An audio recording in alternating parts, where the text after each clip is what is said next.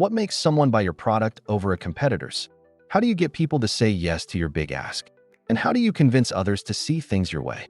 From personal growth to business success, every achievement in life hinges on your ability to persuade. But there's a science behind getting people to say yes. First, let's start with a simple truth. Persuasion is everywhere. Whether you realize it or not, you're engaging in it every day. From asking for help, to negotiating a raise, to convincing a child to eat vegetables, your success depends on your ability to influence others. And most people have no idea how it works. In Chapter 1, The Psychology of Persuasion, we'll lay the foundation. But what separates everyday persuasion from powerful, ethical influence? The answer lies in psychology. And some of the greatest minds have mapped it out for us. You can apply them ethically to influence outcomes in your favor. You're a salesperson trying to close a big deal. And influence is what can change lives, build empires, and move the world. You could rely on your product's features and benefits, or you could use the principle of authority.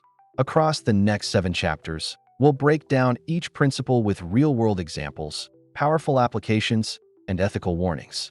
Because persuasion, at its best, isn't about pressure. It's about clarity, connection, and making it easier for others to say yes. You could highlight industry awards or testimonials from respected figures in the field. For example, if you want to get your child to eat their vegetables, you could try a more traditional approach, laying down the law or explaining the benefits of healthy eating. Or you could use the principle of scarcity.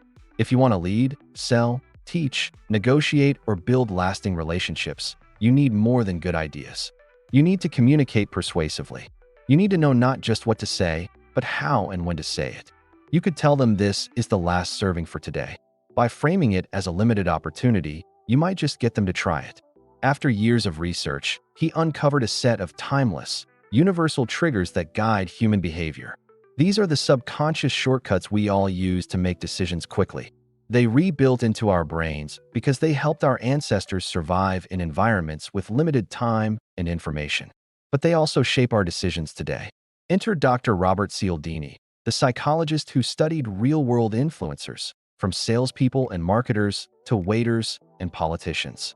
So how do these shortcuts work? Imagine walking into a clothing store and seeing a tag that says 50% off. Immediately you think, this is a great deal. Why? When used wisely, can dramatically improve how we influence others. Let's preview these 6 principles. 1. Reciprocity. People feel compelled to return favors. 2. Scarcity. We want what we believe is rare. 3. Authority. We follow those we perceive as credible or experienced. 4. Consistency. Once we commit to something, we want to stay consistent. 5. Liking. We say yes more easily to people we like or connect with. 6. Social proof. We look to others to guide our actions, especially in uncertain moments. Because your brain uses mental shortcuts called heuristics to make quick decisions. This one is called the anchor, and it influences your perception of value based on context. These mental shortcuts are everywhere. Cialdini's groundbreaking work gave us 6 principles of persuasion, 6 forces that, when you understand these principles, or consider this, each of these scenarios involves persuasion. But when you use these principles strategically, you move beyond mere persuasion. You create influence. So why should you care about understanding these principles? In our modern world, attention is limited, trust is rare, and competition is fierce. That's why this book matters. And that's just the beginning. Are you ready to dive in? Chapter 2. Reciprocity. The power of giving. First, picture this. You're walking through a shopping mall, just browsing. Suddenly, a friendly staff member approaches you with a smile and offers you a small cup of a new juice flavor. You weren't planning to buy anything. You didn't ask for a sample, but something shifts, but internally nudged to do something in return. Maybe listen to their pitch. Maybe compliment the flavor. Maybe even buy the full bottle. Now, you feel oddly obligated, not pressured. That invisible force you're feeling? That's reciprocity. And it's one of the most powerful tools in the art of persuasion. That same instinct is still alive in every one of us. Why we're wired to return favors, it built trust and community. Reciprocity is hardwired into our psychology. It's an ancient survival instinct that helped early humans thrive in tight-knit tribes. You're more likely to leave a bigger tip, not because the mint is valuable, but because it feels like a thoughtful gesture. Back then, When someone shared food or offered shelter, it wasn't just kindness. It was a silent agreement. I help you now, and when I need help, you'll be there. This system of mutual support kept everyone alive. But because they know that when you receive something useful for free, you're far more likely to return as a paying customer. You know what? For you folks, here's another mint. And today? Because that final gesture felt personal and genuine. It activated reciprocity at a deeper emotional level. When someone gives us something, especially when it feels generous or personal, we feel a natural pull to give back. Reciprocity in the real world. In today's world, reciprocity shows up everywhere, from business to relationships to everyday life. Let's break it down.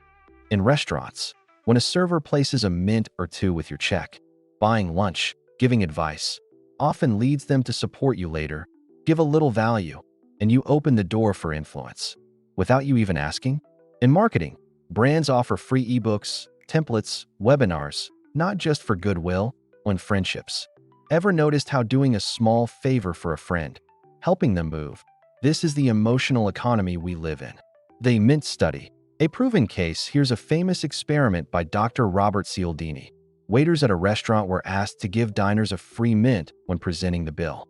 With 1 mint, tips increased by 3%. With 2 mints, tips rose by 14%. And when the server gave 1 mint, walked away, paused, then turned back and said, tips jumped to 23%. Why? This shows how small, thoughtful actions can create outsized influence when they feel sincere. Giving without expecting. The most powerful gifts are often free, but they make others feel seen, valued, and respected. Here's the golden rule of reciprocity. If you give with expectation, it's manipulation. But if you give with sincerity, trust grows naturally, and people are far more open to your ideas, offers, and requests. They focus on what they can give. That builds trust. The most persuasive people are those who lead with generosity. The salesperson who shares honest advice, even if it means delaying a sale.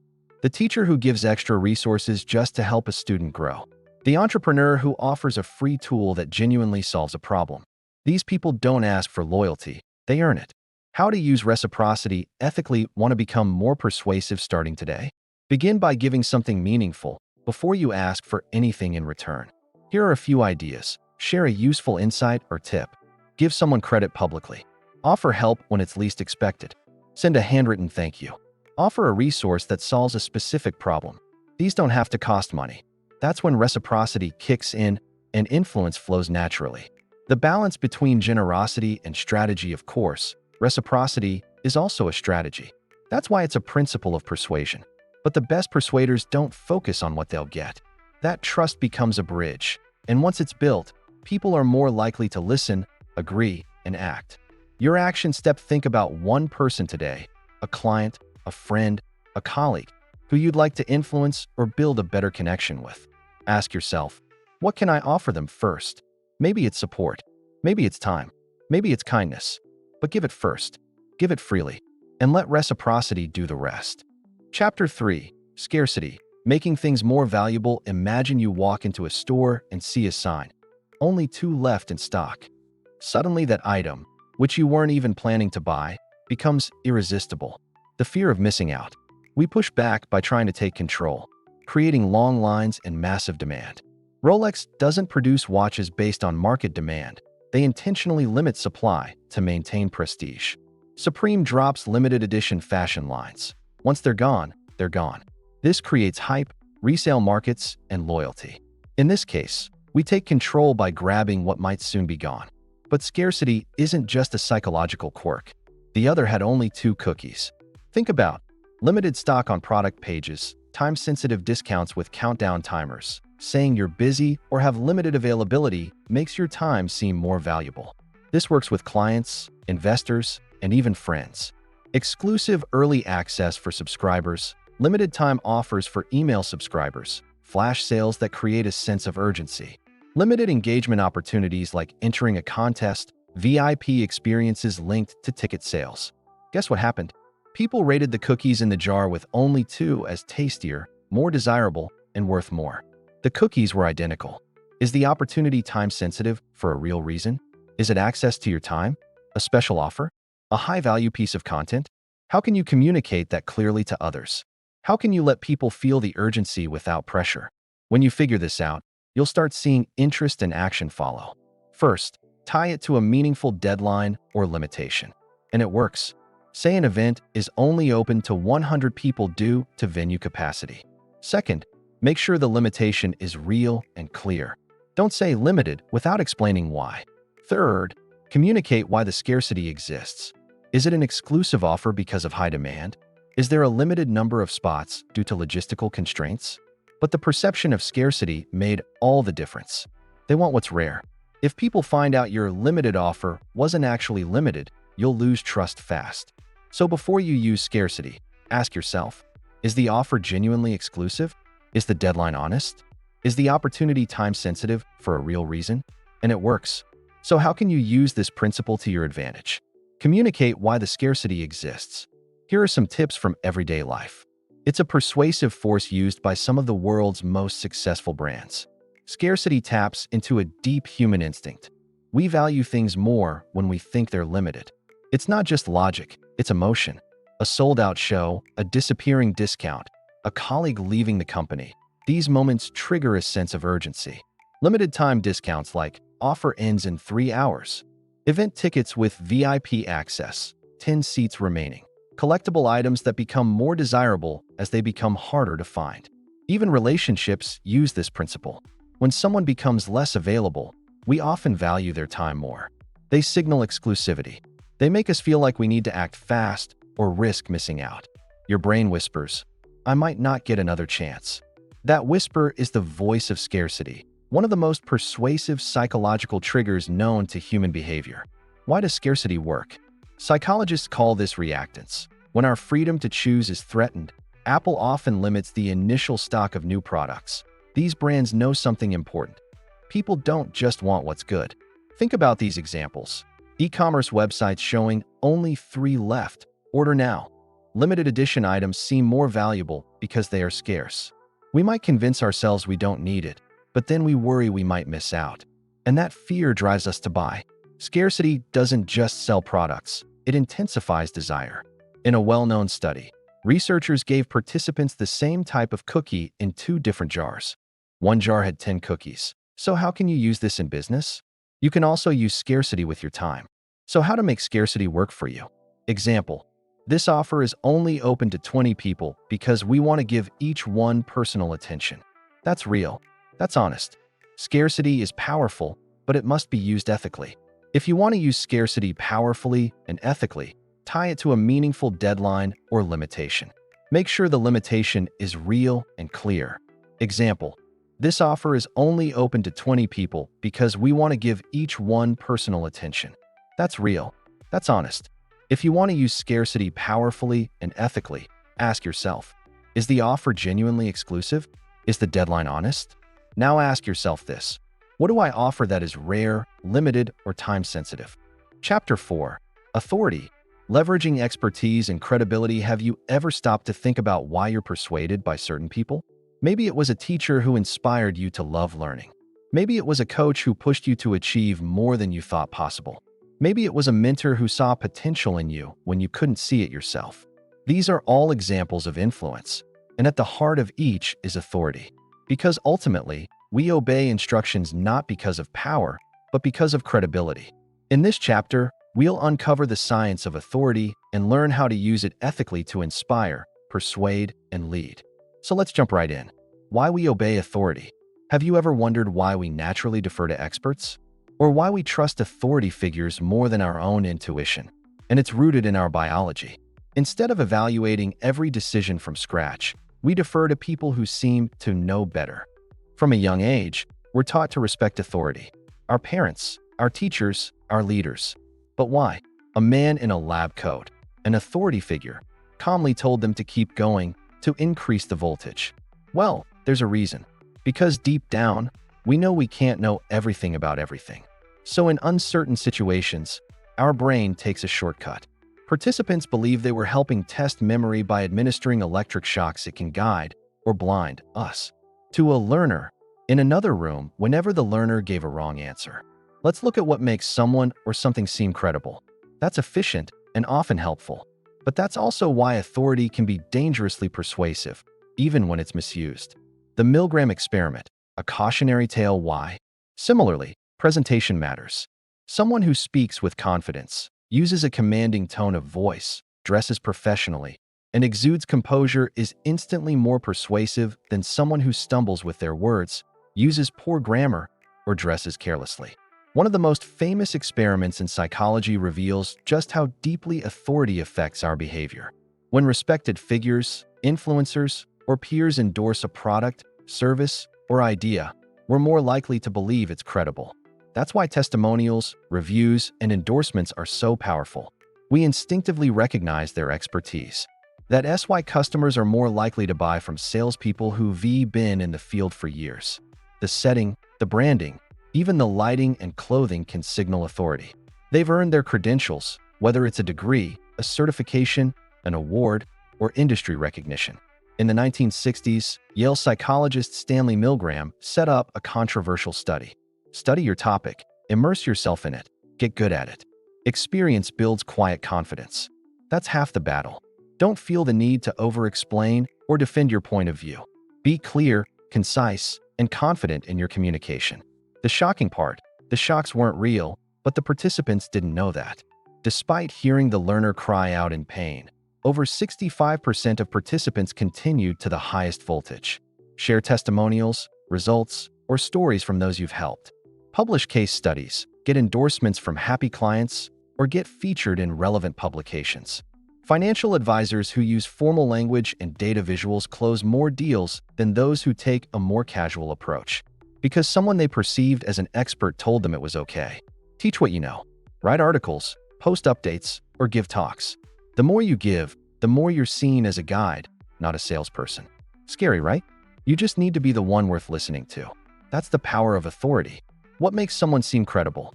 Now that we know how authority shortcuts our thinking, as our teachers who command respect and inspire awe in their students. Because authority doesn't require a title or a lab coat. It can be signaled in subtle but powerful ways. Here are a few of the cues that establish authority: expertise, credentials, presentation, social proof, and environment. Then ask, how can I present that more clearly? Maybe it's through your website, your introduction, the way you speak in meetings, or how you answer questions. When someone has proven skill or experience in a certain area, these credentials add legitimacy to their expertise. Next is social proof. Finally, there's environment. In short, authority is established through a combination of expertise, credentials, presentation, social proof, and environment.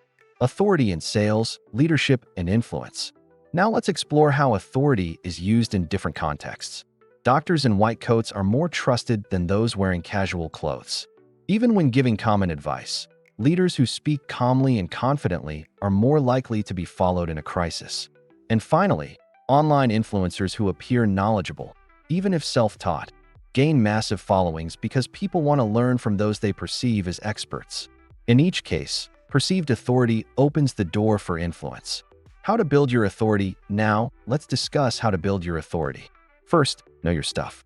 Next, own your expertise. Don't apologize for what you don't know. Third, present yourself well. Whether online or in person, appearance matters. Dress professionally, speak clearly, and exude confidence. Fourth, leverage social proof. Fifth, publish insights. You don't have to be the smartest person in the room. Ethical use of authority. With great authority comes great responsibility. Never use your position, title, or knowledge to pressure, deceive, or manipulate. Because once trust is broken, you lose everything. The most influential leaders are those who use authority to serve, not to dominate. Your action step. Now it's time for you to consider where you have authority. Ask yourself, what do I already have authority? Is it in your skill set, your experience, the results you've created for others? Stand in your authority, and others will follow. Chapter 5. Commitment and consistency. The power of public promises. Have you ever agreed to something small, then found yourself saying yes to something much bigger just because you didn't want to go back on your word? Or maybe you made a public resolution, and even when it got hard, you stuck with it just to prove something. That's not just pride or discipline. That's the powerful pull of consistency, one of the deepest drivers of human behavior. And when combined with commitment, It becomes a persuasive force that shapes decisions, drives action, and builds loyalty over time. Why consistency matters to the human brain. As humans, we like to see ourselves as stable and reliable. Once we make a choice or take a stand, we tend to behave in ways that align with that decision, even if the situation changes. Why? Because inconsistency feels uncomfortable. Psychologists call this cognitive dissonance, the mental tension we feel when our actions don't match our identity. To resolve that discomfort, we adjust our behavior to stay aligned with our past decisions. The foot in the door technique, one of the most fascinating persuasion strategies based on this principle, is the foot in the door technique. Here's how it works. You ask someone to agree to a small request, like signing a petition or answering a quick survey. Later, you come back with a larger request, maybe a donation or volunteering time. Because they said yes once, they're far more likely to say yes again. Their identity starts to shift. I'm someone who supports this cause, so I should stay consistent. That's commitment turning into consistency. The classic study, yard signs and small stickers in a famous experiment. Researchers asked homeowners to place a small, "Drive safely" sticker in their windows. Most said yes. 2 weeks later, the same homeowners were asked to install a large, unattractive billboard on their front lawns promoting safe driving. Amazingly, they were 400% more likely to agree, compared to people who weren't asked about the sticker first. Why? And now, they wanted to act consistently with that image, because they had already made a small commitment. Commitment in sales, leadership, and relationships. Let's take this from theory to practice. Sales, get a small yes, like signing up for a free trial. That tiny act increases the chance of a full conversion later. People work harder to achieve them because they've already voiced them. Leadership, ask team members to set goals publicly. Relationships, when a friend or partner makes a verbal promise, even a small one, they are more likely to follow through. When someone commits, especially publicly, they begin to build that identity into their self-image, and they'll act accordingly to stay consistent. Why public declarations are so persuasive. Social media is the modern stage for commitment. When someone posts, "I'm starting a 30-day fitness challenge," they've declared something to the world. And now, they don't want to appear flaky, weak, or inconsistent. This is why accountability groups, progress trackers, and coaching programs are so effective. They make commitment visible. The more people see our choices, the more committed we feel to them. The ethics of using commitment. Let's be clear. Commitment and consistency should never be used to trap someone. For example, don't get people to say yes to something without fully understanding what it involves. Don't manipulate early agreement into something they'll regret. The goal is to help people align their best intentions with their actions, not exploit their desire to stay consistent. How to use commitment in daily persuasion. Here's how to ethically and powerfully apply this principle. 1. Start small. Ask for a micro-commitment, a yes, a sign-up, a statement. E.g., you're someone who values growth. Make it public. Encourage people to share their intention or decision. Link it to identity. Reinforce the idea. You're someone who. Celebrate follow-through. Every small action reinforces consistency. When you guide someone toward a small first step and celebrate it, they begin to own the journey.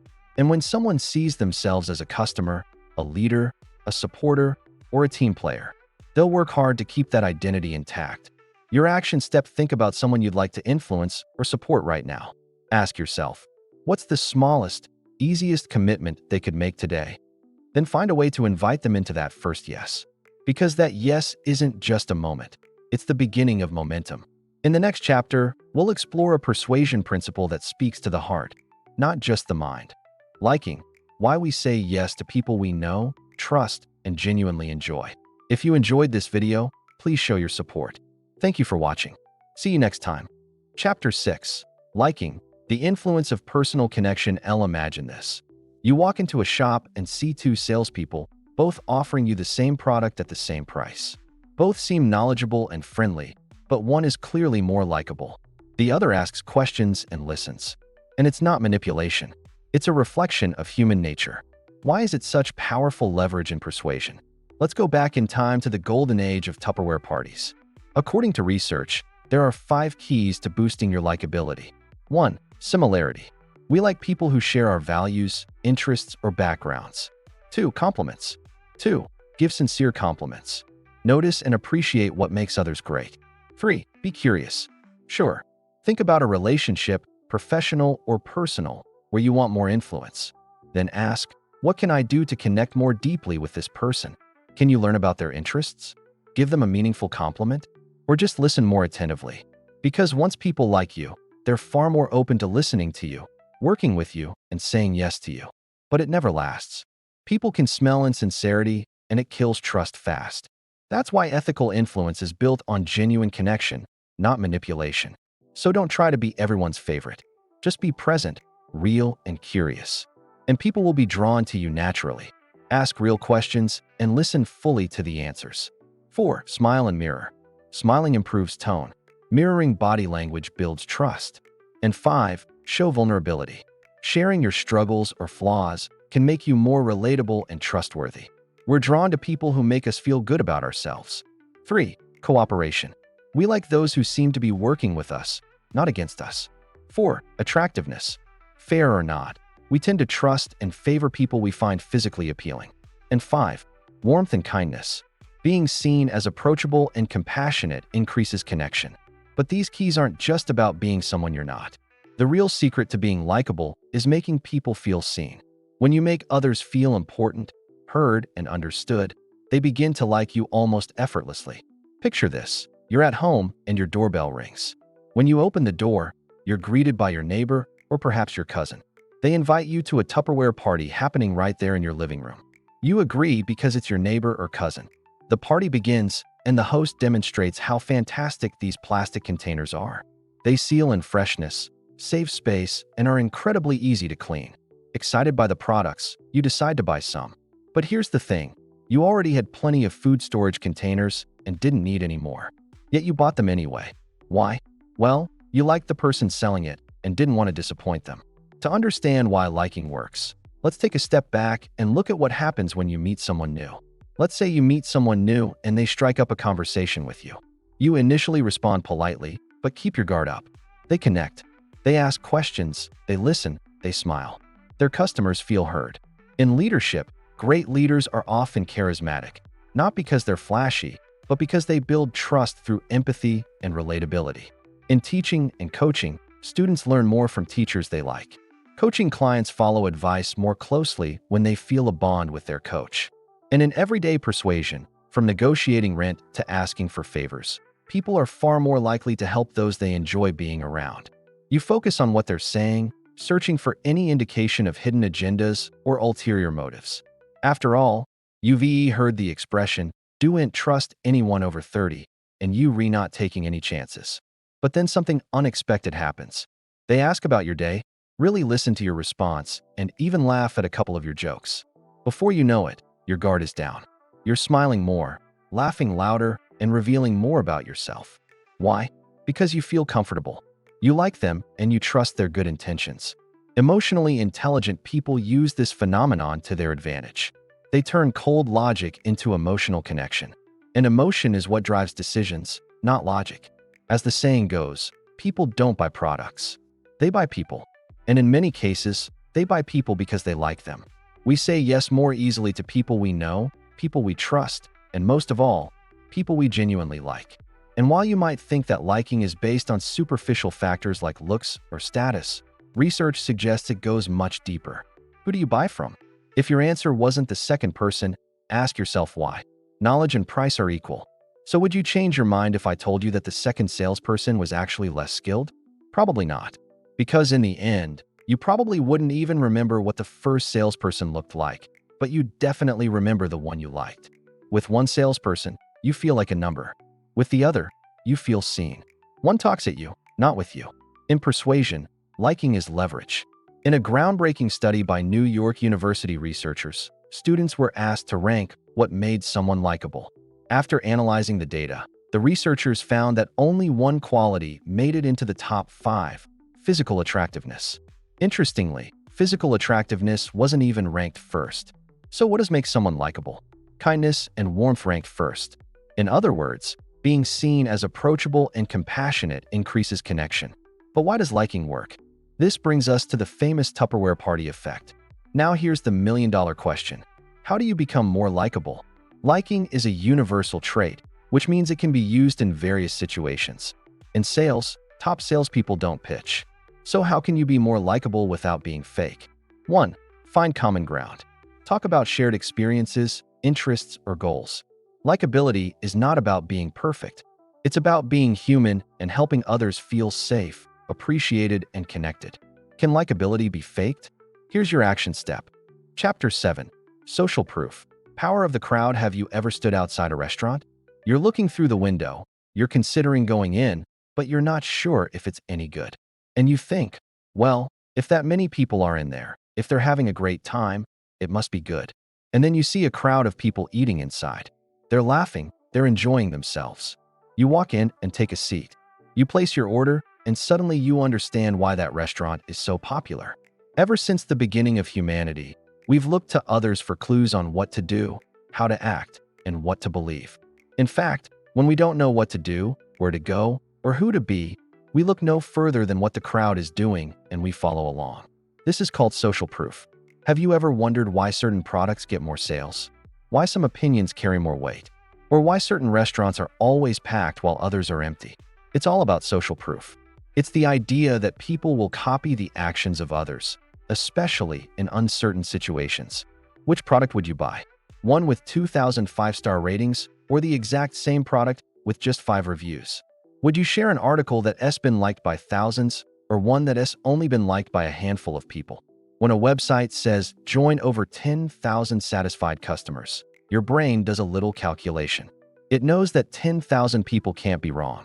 When we look to others for guidance, we reduce our own risk and we satisfy our need to belong. That's why social proof is one of the most powerful weapons in an online business arsenal. How can I show proof that others have already said yes? Can you share testimonials, highlight success stories, or feature numbers? We've studied the science of persuasion and uncovered the secrets to getting what you want from others. Have you ever noticed that certain news stories get more attention, more likes, and more shares than others? Use the power of persuasion to create real change in the world. Even if the reporting is identical, the story that's trending will always win. That's because the human brain takes shortcuts. And one of those shortcuts is to follow what's popular. Don't use these principles to manipulate or pressure others. Instead, use them to help you build relationships, achieve your goals, and make a positive impact on the world. Click here to grab a copy of Cialdini's book, Influence: The Psychology of Persuasion. It's the definitive guide to getting what you want from others. Our brains are wired to follow the crowd. That's why social media posts with high engagement always do better. Even though the second option is probably just as good, the first one will always sell better. It's a silent, invisible force that influences our decisions every single day. Here are 6 ways social proof shows up in today's world. Number 1. Amazon reviews. Have you ever wondered why some nightclubs have long lines outside while there's plenty of room inside? The line is actually a form of social proof. It tells everyone waiting that the club is popular, the music is good, and the drinks are flowing. Number 2. Social media. Number 3. Nightclubs. Number 4. News stories. Number 5. Online business. Social proof is one of the most underrated powers in the universe. So before you try to persuade anyone, ask yourself, and now it's time to put everything together and become a master of persuasion. Now we've covered a lot of ground in this course. But remember, with great power comes great responsibility. In the end, it's not about knowing all the tricks and tactics of persuasion. It's about using your newfound knowledge ethically and responsibly. It's about becoming a leader, not a manipulator. So go out there and make a difference. Thank you for watching. Thank you for watching. Chapter 8. Mastering Persuasion in the Real World. You've made it. You've explored each of the 6 core principles of persuasion: reciprocity, scarcity, an online course, a handmade clothing line, or even a coaching program. You're excited. But here's the thing, no one owes you their attention. In a world flooded with noise, how do you stand out ethically and effectively? That's where persuasion becomes your quiet superpower. Maybe it's commenting with their goals, or even sharing your post with the hashtag #MyBreakthroughStartsToday. These may seem like small steps, but they trigger something big. When people make a public or private commitment, they feel compelled to follow through. Now, they're not just a bystander. They're involved. They've invested emotionally, and consistency pushes them forward. Authority, commitment, and consistency, social proof, and liking, responding to DMs, showing behind-the-scenes content. What did you just do? You didn't manipulate anyone. You didn't pressure anyone. It's about helping them believe that yes is the right decision for them. You are not a manipulator. You are a navigator. You help people move from indecision to action. And in a world of overwhelm, that's one of the most valuable things you can do. You guided them, step by step, toward a decision that served them and you. That is the true art of persuasion. Create clarity. Let others feel seen. Use the principles not to pressure, but to empower. Because in the end, persuasion is not just a tool for business. It's a tool for leadership, for impact, for making things better, not just for you, but for the people around you. And that brings us to the end of our journey. You now have the knowledge, the principles, the power. Use it wisely, use it kindly, and you'll be amazed at what you can move, not just in others, but in the world. Persuasion isn't about control. It's about connection. And with the right mindset, you've already won. It's not about clever words or shady tactics. It's about creating clarity, fostering trust, and building genuine momentum. You're not hiding behind a logo. You're showing up as you. People don't buy products. They buy people, stories, feelings. And when they like you, when they feel like you understand them, persuasion happens organically. Because when we like someone, we want to support them. We root for them. We say yes to them. You simply give. After that, the price doubles, or the product disappears until next quarter. This isn't just a marketing gimmick. It's rooted in how humans make decisions. When we believe something is scarce, we value it more. Scarcity doesn't create fear. It creates focus. It tells your audience, this matters. Don't sleep on it. Why? Because when people receive something of value, they feel psychologically inclined to give back, whether it's their time, attention, or purchase. You're not begging. You're leading with value. You've sparked the law of reciprocity, and it feels genuine because it is. But the real question is this: how do you take everything you've learned and actually use it in conversations, in business, in relationships, in negotiations? Because persuasion is not just a skill, it's a lifestyle. You might even show that 500 people have already signed up. Suddenly, you're not shouting into the void. You're backed by proof. You're associated with credibility. When people see others, especially people they respect, supporting your product, it validates their belief. If it worked for them, maybe it'll work for me. That's social proof and authority working hand in hand. A mindset.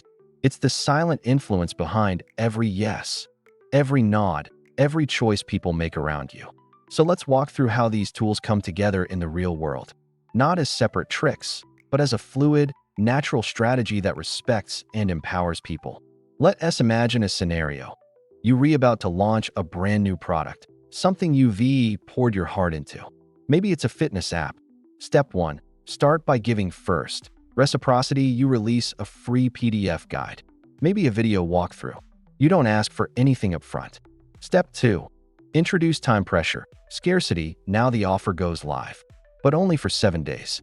Step 3. Showcase trusted voices. Authority and social proof, you bring in testimonials from happy early users. You highlight an industry expert who endorses your product. Step 4. Get small commitments. Commitment and consistency, you invite your audience to take a micro action. Maybe it's joining a wait list. Step 5. Build real human connection. Liking all the while, you're showing your face, telling your story. Now step back. Here's the truth most people miss. Persuasion is not about convincing people to say yes. So whether you're closing a sale, asking for a raise, pitching a client, or just having a tough conversation, remember, give first.